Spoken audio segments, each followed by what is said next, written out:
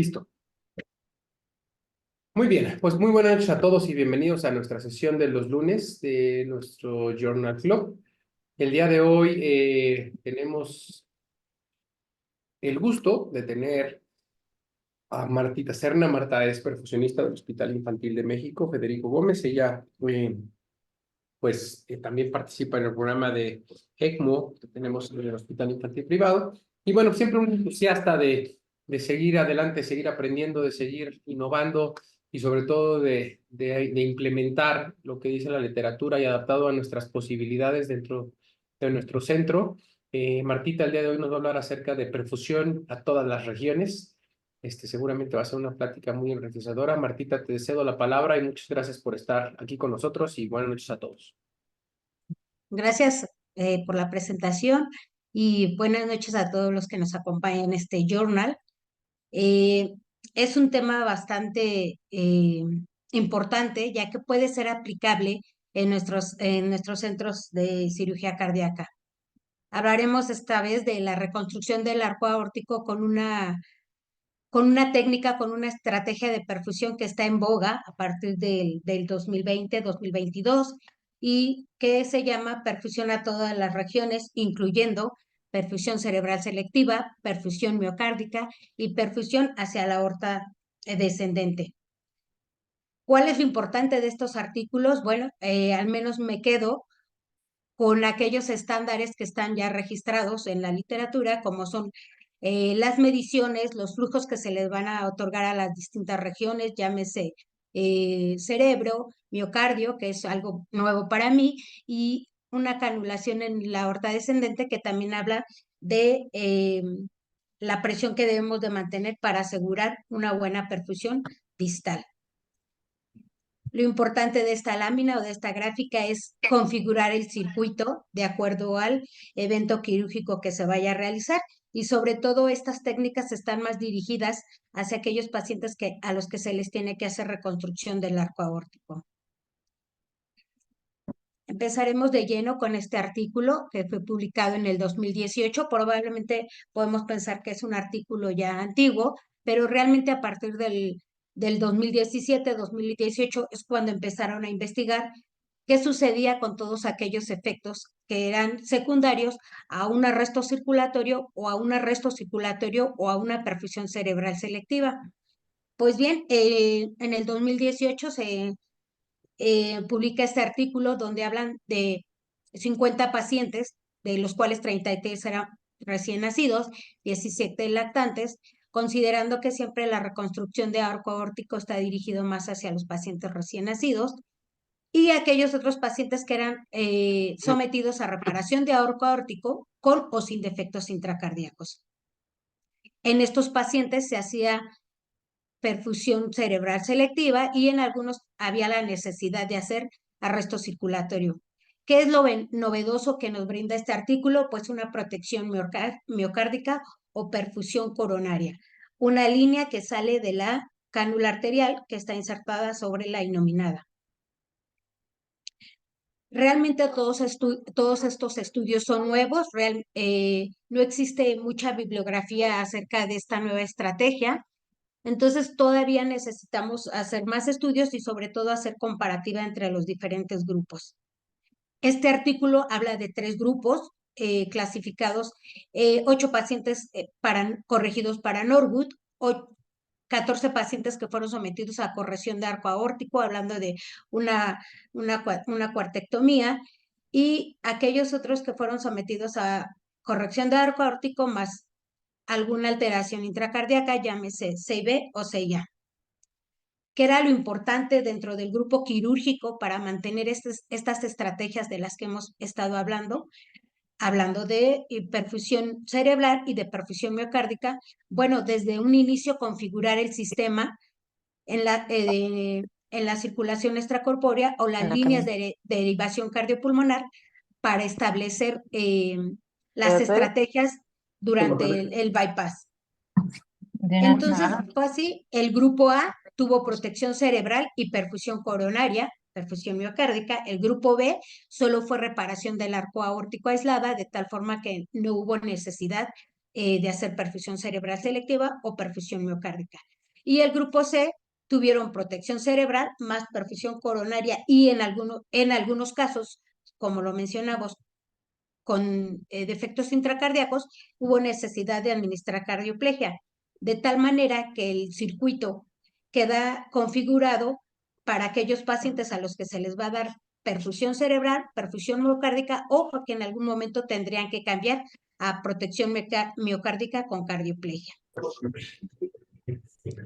Una vez establecida ya la técnica, planeada toda la estrategia durante el bypass y con el cirujano y el grupo de anestesia, entonces hablamos de una perfusión cerebral, un injerto que habrá sobre la arteria inominada, cuáles son los flujos que vamos a estandarizar y ojalá te pudieran ir quedando ya como parte de un protocolo en los centros. Habla de 40 a 60 mililitros por kilo minuto y siempre manteniendo una presión media que está medida en la línea arterial radial derecha de 25 hasta 50 milímetros de mercurio. Estamos hablando de correcciones a 25 grados de temperatura, pero sin arresto circulatorio. A la cánula arterial, como pueden observar permítanme, en la cánula arterial, como pueden observar, se agrega un conector con Luer y de ahí vamos a sacar una línea que se va a configurar hacia la cardioplegia o hacia el flujo que pudiera salir también de la línea arterial para proporcionar perfusión miocárdica si no hay necesidad de brindar protección miocárdica con cardioplegia.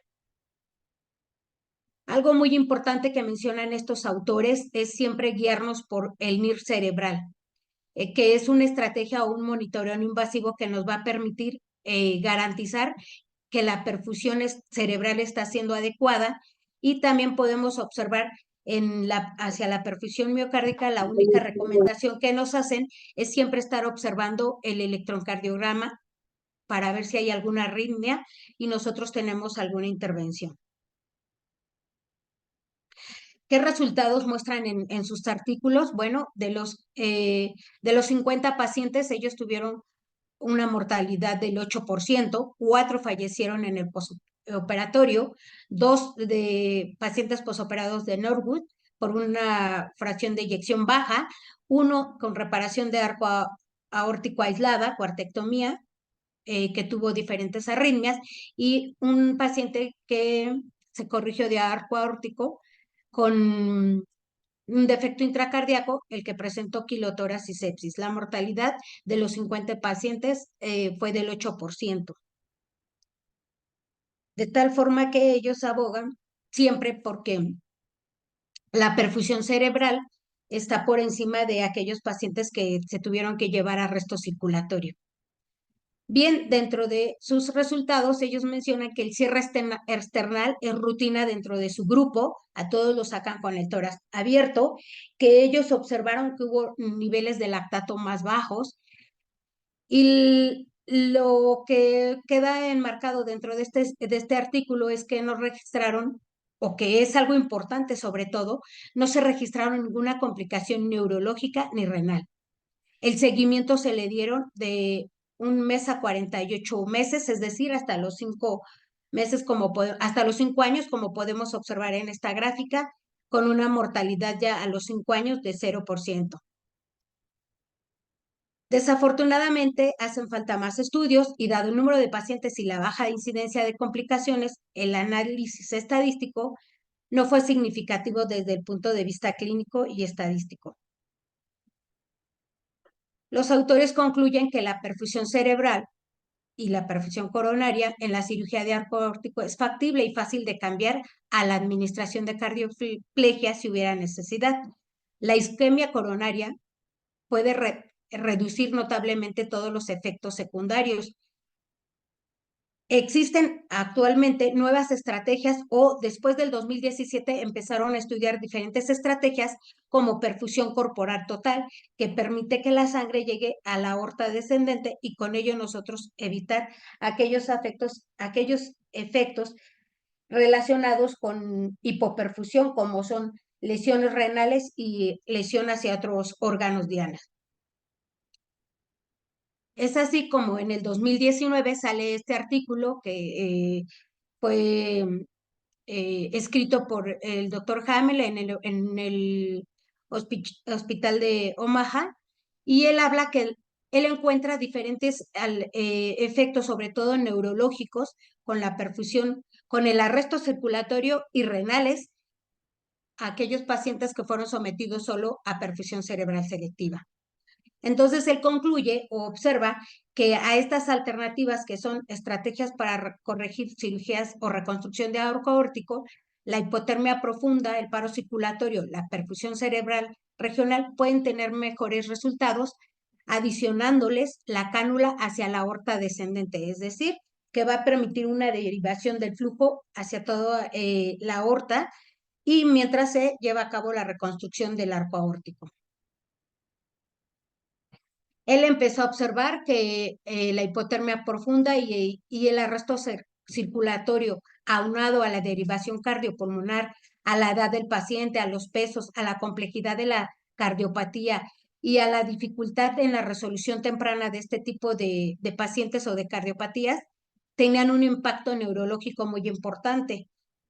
Desafortunadamente, estos pacientes no tenían un seguimiento y se iban perdiendo cómo identificar hasta dónde habían llegado las secuelas neurológicas.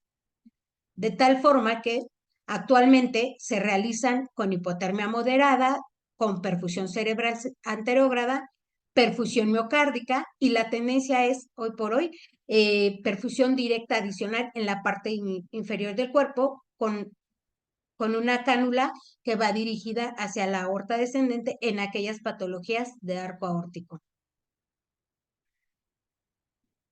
Bien, el impacto que tuvo el arresto circulatorio y la perfusión cerebral selectiva fue motivo de estudio de diferentes investigaciones, de tal forma que empezaron a estudiar que el arresto circulatorio tiene un periodo seguro de isquemia de 30 a 40 minutos, y que los pacientes que fueron sometidos a perfusión cerebral regional o selectiva, a veces no llegaba a la conclusión el cirujano de corregir toda la alteración del arco aórtico y necesitaba otro periodo más de arresto circulatorio o de perfusión. De tal forma que la seguridad y el impacto sobre estas estrategias se ha estudiado principalmente en retrospectiva, y nuevamente se pierden aquellos pacientes donde pudieran estudiar cuáles pudieran ser las secuelas neurológicas. Entonces, muchos autores empezaron a buscar las lesiones renales, que era más sencillo, aun sean estudios con investigaciones retrospectivas. Ellos evaluaron diferentes distintos de lesión renal, llámese creatininas, tasas de filtración glomerular, gasto urinario gasto urinario, tomando diferentes estrategias para tomar en cuenta estos factores que están aunados a una lesión renal, secundarios a una hipoperfusión. Pues bien, en el 2018, esta organización, la Sociedad de Cirujanos Torácicos, establece dentro de una base de datos que 58% de los pacientes que fueron tratados con esternón abierto después de una reparación, ya sea una transposición o YATN, el cierre de una comunicación interventricular y la reparación de una obstrucción de arco aórtico, 37% de ellos, de los cuales solamente de ese 37% fueron corregidos con YATN y cierre de CIB. Excluyeron a aquellos pacientes que fueron reconstrucción del arco aórtico o que fueron reconstrucción aislada. ¿Cuál fue el principal efecto en aquellos pacientes que tuvieron, llámese, arresto circulatorio o perfusión cerebral selectiva? Tuvieron edema troncal y abdominal, de tal forma que para ellos fue un efecto que tuvo repercusión sobre la lesión renal muy importante, que son dos de los factores o de los motivos por el cual empezaron a estudiar el arresto circulatorio, la perfusión cerebral selectiva, y se hacía falta otro tipo de canulación hacia la aorta descendente para mejorar esa disfunción renal o esa lesión renal asociada a una isquemia. Posteriormente, en el 2019, otros investigadores, otro grupo de investigadores con la misma estrategia, con estudios retrospectivos, hacen una comparativa de aquellos pacientes que fueron operados con arresto circulatorio y aquellos a los que se les proporcionó perfusión cerebral selectiva.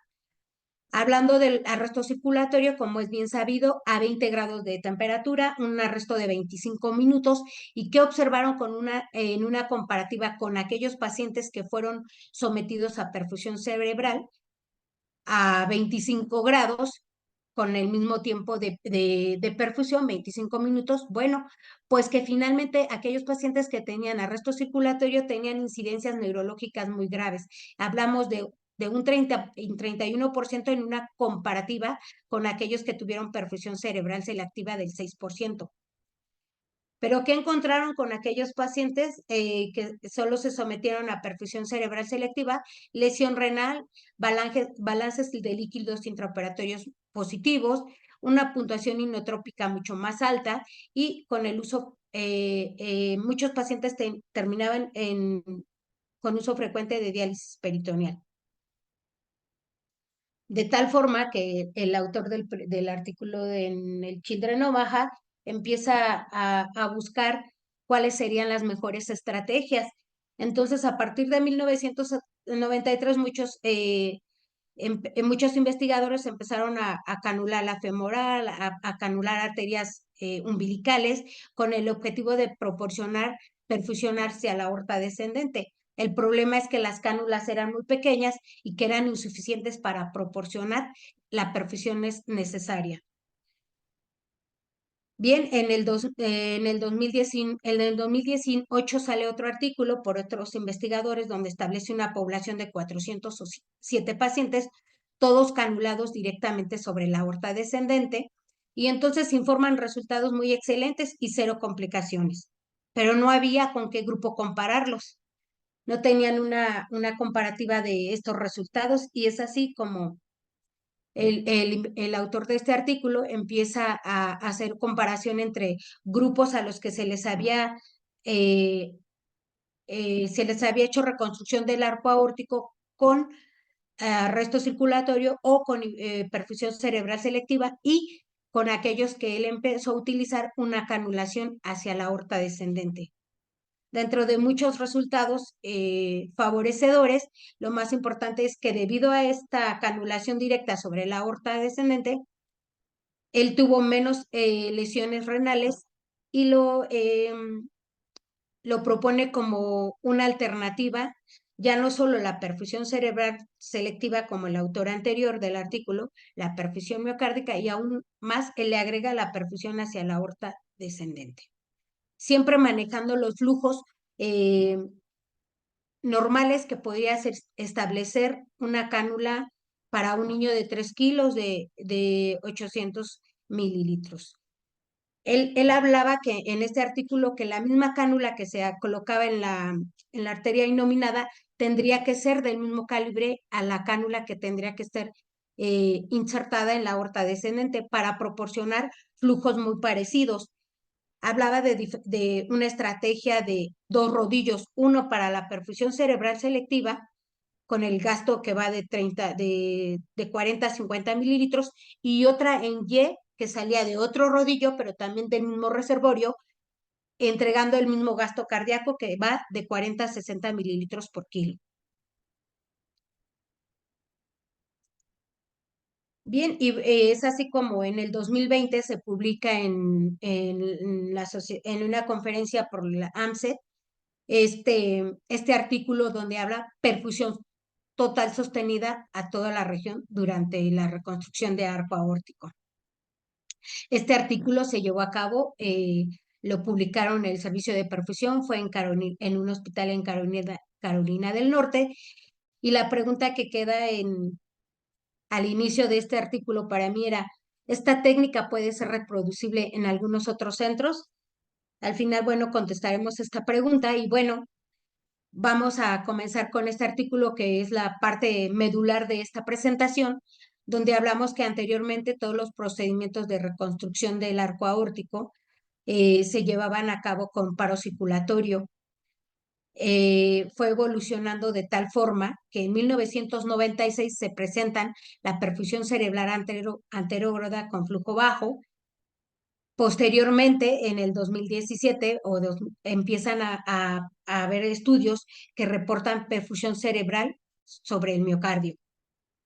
Entonces, como podemos observar, la evolución en las técnicas quirúrgicas, la evolución en las estrategias de perfusión, la configuración de los circuitos nos han llevado a optimizar toda la perfusión en en todas las regiones, desde la cabeza hasta el riñón.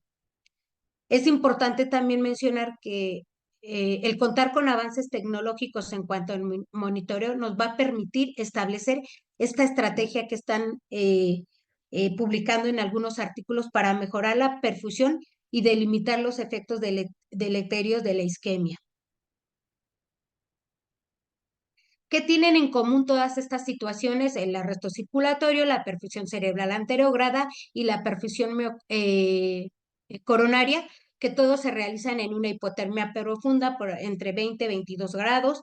Y bueno, entonces también sabemos y conocemos los efectos a los que conlleva la hipotermia profunda y sobre todo pues en aquellos pacientes que son sometidos a reconstrucción de arco aórtico, que son aquellos alteraciones en la coagulación, una respuesta inflamatoria más severa. Y bueno, entonces a partir de estos estudios es como empiezan a publicar los resultados de la perfusión a a todas las regiones y que además se pueden hacer en hipotermia leve, hablamos de 30 a 32 grados. Permite perfundir a todos los órganos con unos cambios que pueden ser adaptados en el circuito extracorpóreo y que además ya se están haciendo aplicaciones en diferentes centros.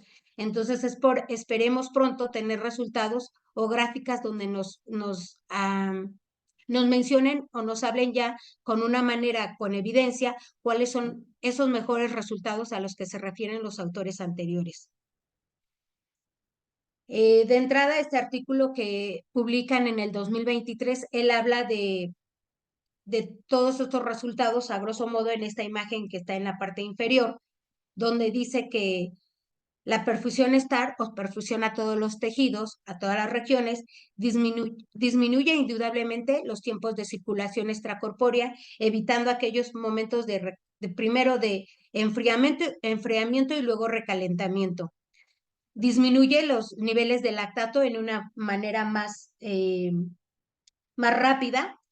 Y lo más importante también dentro de estas estrategias es que disminuye la necesidad de hacer transfusiones durante el bypass cardiopulmonar. ¿Cuáles son los resultados que arrojan estos estudios? Bueno, que en esta imagen de la parte inferior menciona que con perfusión STAR la mortalidad fue del 2.7%. Con una perfusión estándar, llámese arresto circulatorio o perfusión cerebral selectiva, tenían una mortalidad del 15%.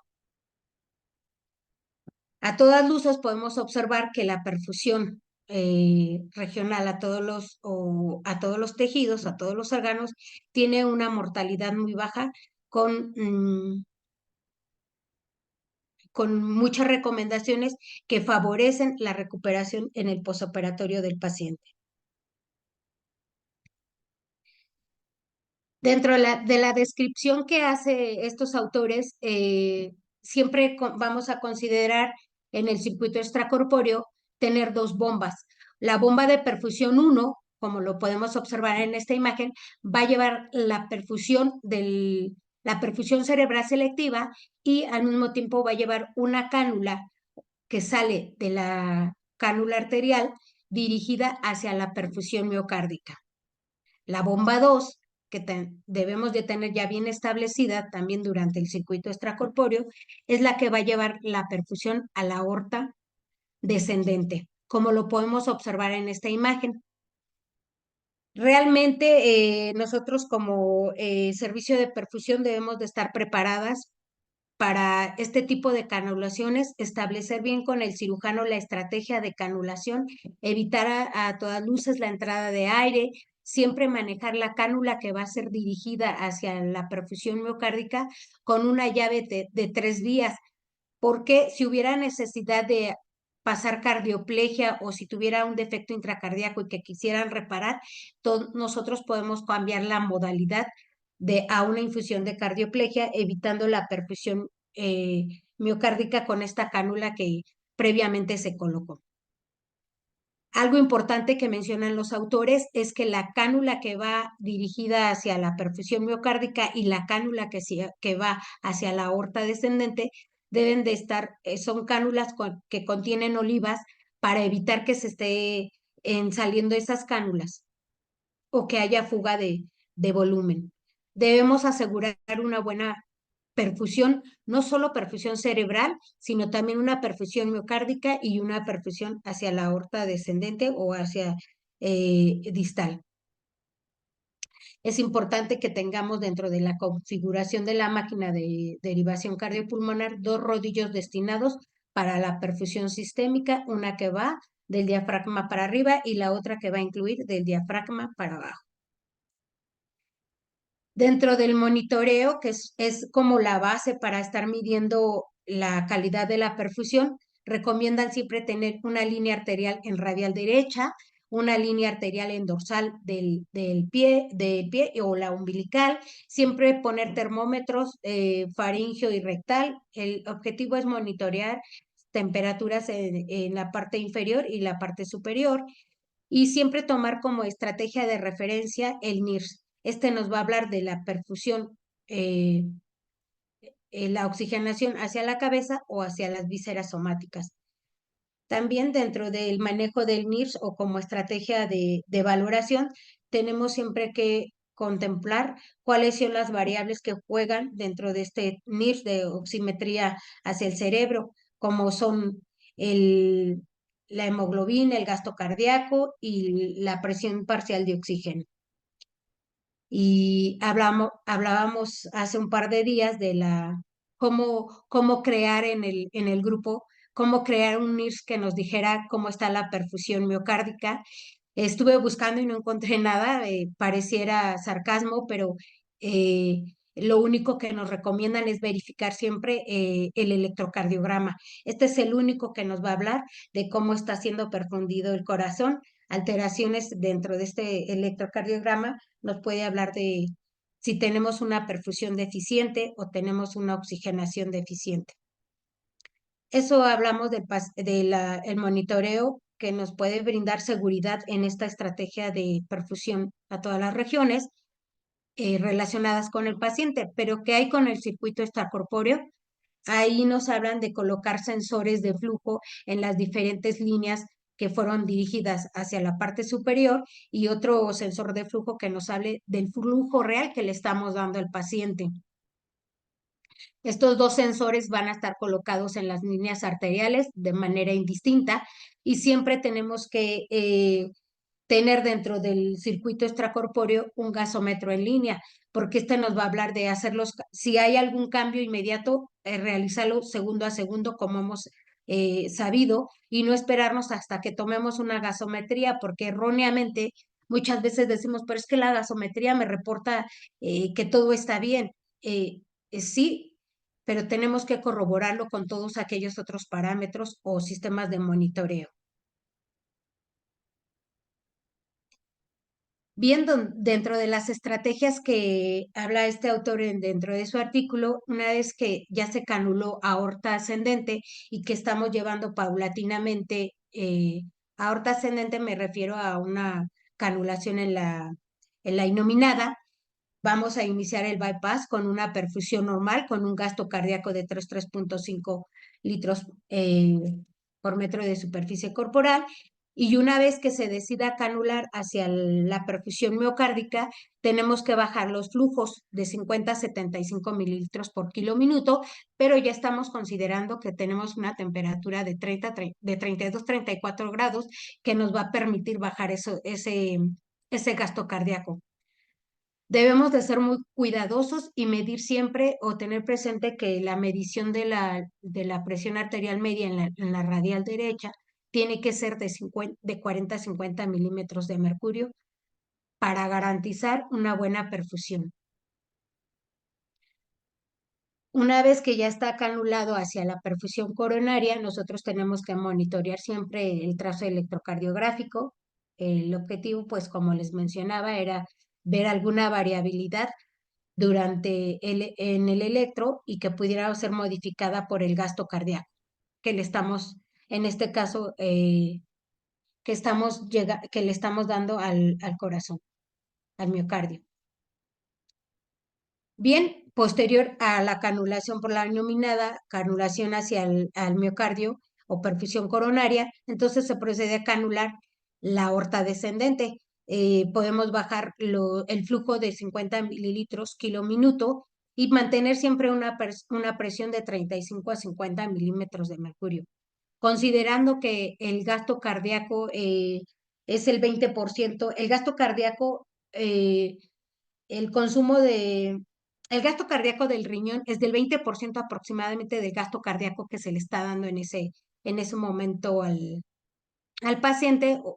Podemos garantizar una buena perfusión hacia la aorta descendente. Las cánulas con oliva que mencionábamos, y siempre estas cánulas van a ser insertadas en la aorta ascendente para dar perfusión coronaria y en la aorta descendente con oliva para la perfusión distal. ¿Qué punto es importante en esto? Siempre una planeación de la técnica y una comunicación con todo el equipo. Esto nos va a llevar a tener buenos resultados. Es decir, sentarnos, establecer bien las estrategias. Primero, la estrategia del cirujano, cómo es que piensa realizar la reconstrucción de arco aórtico. La técnica del manejo anestésico y la técnica del perfusionista. Parecieran cosas que son muy obvias o con que uno imaginarse, pues el corazón está así, le coloco las cánulas aquí, entonces yo le perfundo tanto gasto cardíaco y bueno, las cosas no son así, deben de quedar bien claras e inclusive si hay posibilidades de establecer un esquema para poder evitar errores y favorecer los resultados, eso sería lo ideal. Esto está implícito dentro de una comunicación con todo el equipo. Y bueno, pues ya establecida la perfusión hacia todos los órganos, hacia todas las regiones, y en el momento en que se está reconstruyendo el arco aórtico, antes de anudar el último punto de sutura, entonces se proceden a retirar las cánulas, la cánula que está insertada en la raíz aórtica y posteriormente la cánula de la aorta descendente. Se van a retirar todos aquellos ligaduras, clamps o cinchos que se hicieron sobre los troncos supraórticos.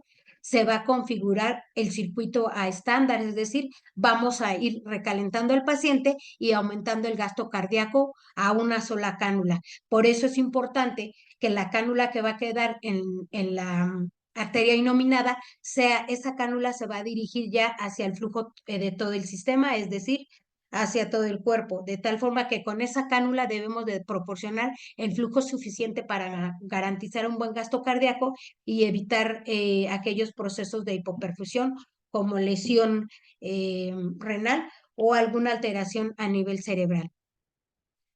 Los flujos que se establecen una vez que ya está reconstruido todo el arco y que nos quedamos solo con la cánula única, entonces pueden ser de 150 mililitros kilo minuto, que corresponde más o menos a un gasto cardíaco de 2.7, 3 litros por minuto por superficie corporal. Nuevamente hacen mucho hincapié en evaluación de los NIRS y estar evaluando no solo el NIR cerebral, sino también el NIR renal y estar observando el gasto urinario. En teoría, después de haber hecho la reconstrucción y de estar proporcionando un flujo adecuado con estas cantidades, no tendríamos ningún problema para garantizar ese flujo. Claro que existen otras variantes, pero esas variantes no están dentro de una perfusión a todas las regiones. Como ya hemos mencionado, la hemoglobina, la presión parcial de oxígeno, son factores que también nos van a hablar de la evaluación en el NIRS, pero nosotros tenemos que considerar todos estos factores antes de poder evaluar si estamos proporcionando un buen gasto cardíaco y evaluar nuevamente el NIR cerebral y el renal, siempre comparándolo con el gasto urinario y con toda la hemodinamia del paciente. Vamos a hablar también de las presiones arteriales medias. ¿Qué resultados encontraron estos autores? Bueno, definitivamente con la perfusión cerebral selectiva se disminuyen los riesgos neurológicos. Con la perfusión hacia la aorta descendente hay aumento de la producción de orina, lo que nos habla de en muchas ocasiones y sobre todo en el momento de la circulación extracorpórea nos habla de una mal o buena perfusión o una hipoperfusión. Otra cosa importante es que encontraron disminución de los niveles de lactato asociado a una hipotermia leve y que no hubo en ningún momento pinzamiento aórtico, donde se desencadena también más la respuesta inflamatoria con elevación de los lactatos.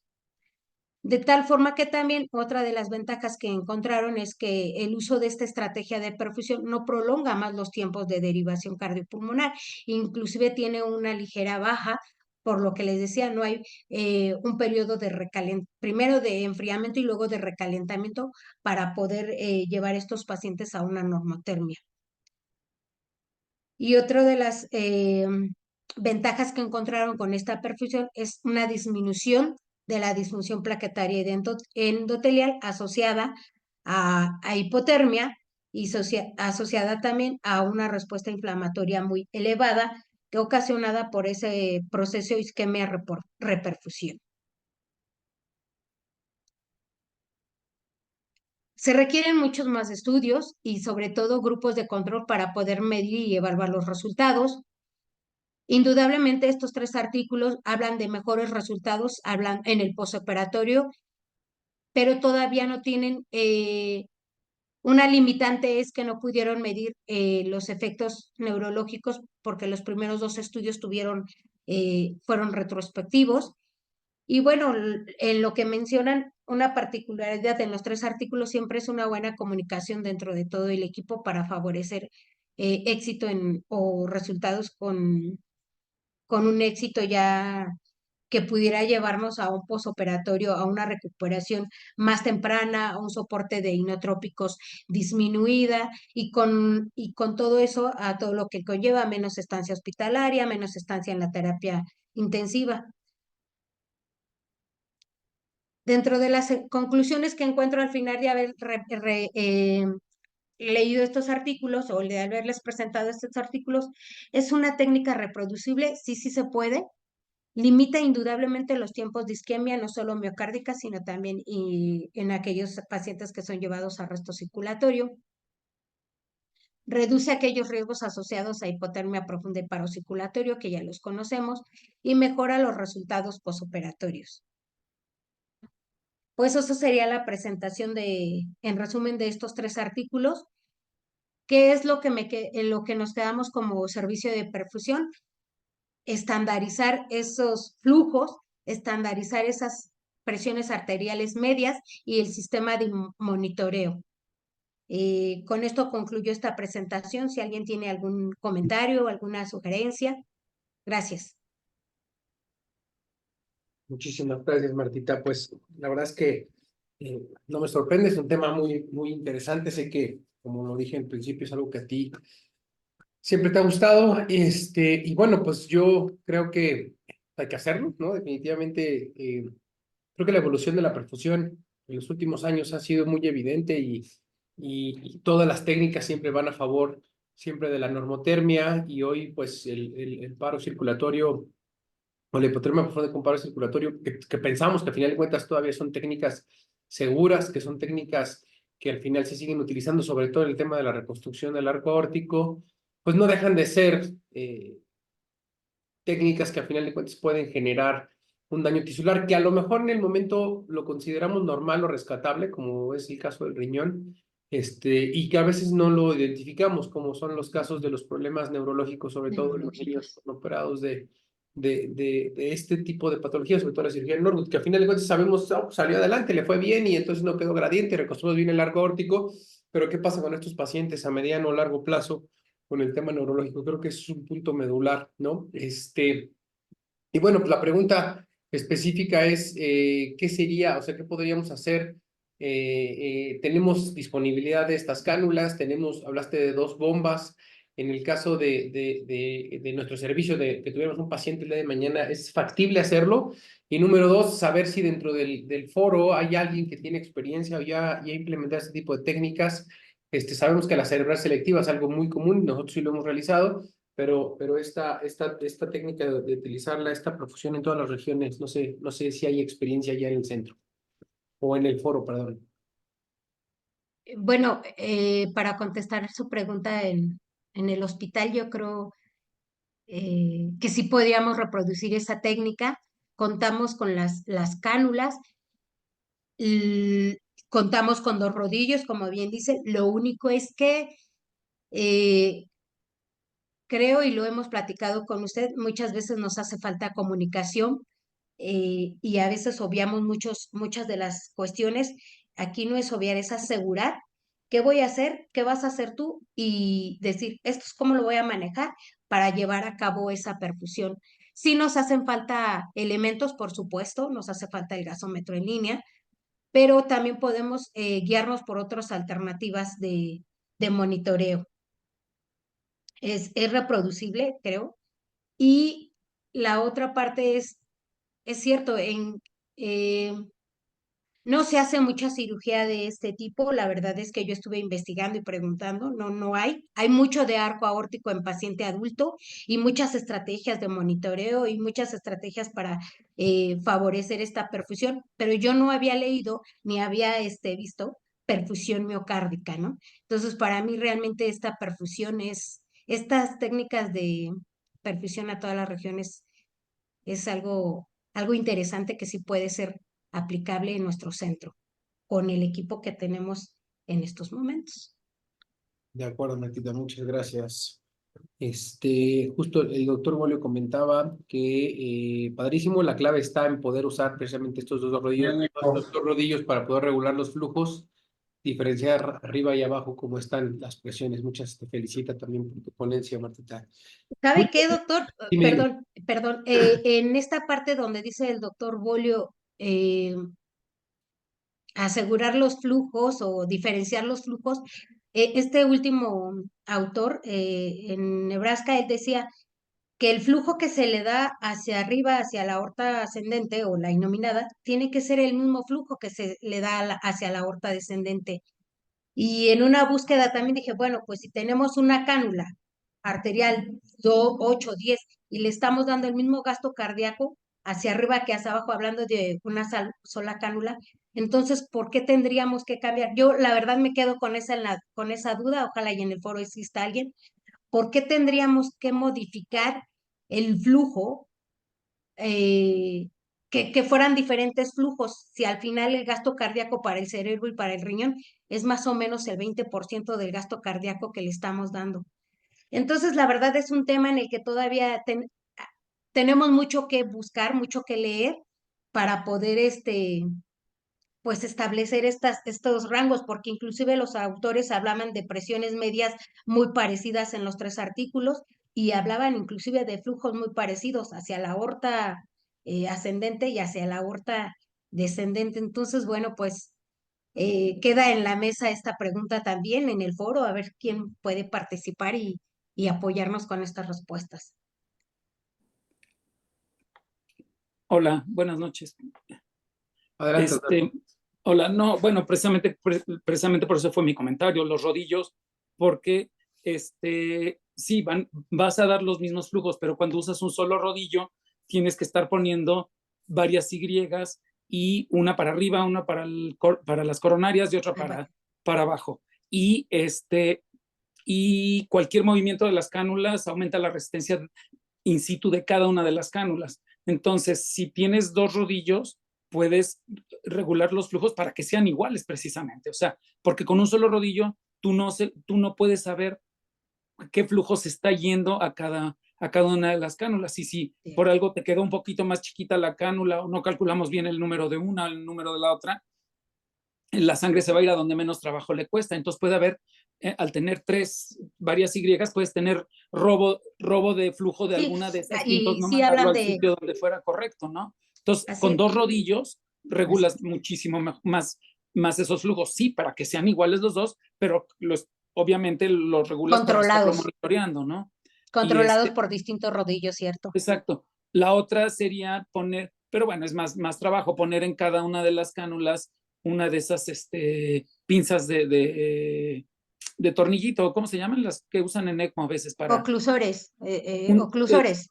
sí, para sí, disminuir.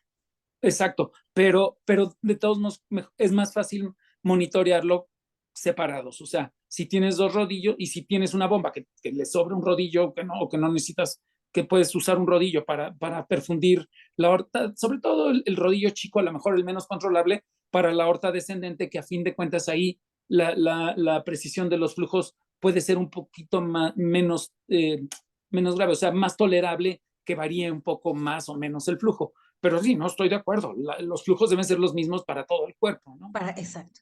Pues bueno, Sí, ese es el tema. Hay todavía, no, pero pues sí se puede, sí claro. se puede, sí se puede.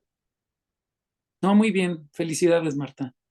Y recordar que cuando empezábamos con la cerebral selectiva siempre había ahí como temas de cuánto le damos de flujos y entonces Sí. había quien manejaba un porcentaje del gasto cardíaco, había quien manejaba una perfusión fija, había quien manejaba de acuerdo a los NIRS, etcétera. Entonces yo creo que estandarizar esto de acuerdo al centro es muy importante y como bien lo dijiste, ¿no? En la comunicación en grupo, de saber e incluso esquematizarlo es mucho más sencillo. ¿Qué voy a hacer? ¿Cuánto me voy a tardar? ¿Cómo le voy a hacer? ¿No? Porque eso también es importante. A veces nosotros pensamos, ok, voy a hacer hipotermia profunda y paro y sé que me voy a tardar 30 minutos, pero si algo va mal o algo no, entonces pues se puede cambiar esta estrategia, ¿no? Entonces creo que es un tema muy interesante. No sé si tengamos más preguntas, comentarios del foro para Martita o alguien que quiera añadir algo. Y bueno, ya más bien como cirujano, no, aunque no es fácil, pero tampoco es muy difícil canular la aorta descendente a nivel del diafragma. De hecho, nosotros lo vimos, precisamente James Hamel estuvo con nosotros alguna vez y él o sea, él dijo, no, esto es muy fácil, pum, pum, pum, y ya está ahí, y disecó la aorta a nivel del diafragma. Más bien aquí, pues sí, planearlo desde antes para saber, uno, que sí esté bajando, de qué lado está bajando la aorta, si del lado izquierdo o del lado derecho, pues según puede haber aorta descendente del lado derecho, pero sí, ahora sí implica pues buscar la aorta y canularla y asegurar la canulación, que queda hasta allá atrás, tampoco está tan fácil, pero bueno, puede haber curva de aprendizaje, pues si no lo hace uno, no lo va a hacer nunca, ¿no? O sea, hay que Exacto. hacerlo y repetirlo hasta que salga, ¿no? Y no vamos a poder observar cuáles son nuestras limitaciones, por decirlo de alguna forma, o dónde podemos nosotros fortalecer. Sí, claro. Siento que no es complicado, pero la verdad No, es que tendríamos que hacerlo no, tiene para saberlo. Sí, sí es claro, sí, reproducible, sí. ¿no? Sí, es reproducible, exacto. Aunque estas canulaciones también que se utilizan a través de la misma, por ejemplo, la canulación de la aorta ascendente y pasar la canulita a través de la carótida y cincharla, creo que también se puede hacer a través del sitio donde abres la aorta descendente, como bien lo pusiste en tu imagen, ¿no? Una Pasar la imagen. cánula a través de la aorta descendente y cinchar a ese nivel para evitar hacer una canulación un poco más abajo, se pudiera complicar y sobre todo hacer más heridas, ¿no? Entonces, bueno, creo que como bien me dijiste, o sea, hay que adaptar a lo que tenemos y hacerlo, pero sí tener una muy buena comunicación entre todo el grupo, la monitorización por parte de anestesio, ustedes, evidentemente, el cirujano, y saber qué es lo que está pasando en todos los lugares para poder tratar de llevar a cabo una cirugía con éxito, ¿no? Muy bien, Luis Martínez te dice que muy buena presentación, María, muy buena plática. Muy bien, pues no sé si tengamos preguntas, más comentarios, dudas.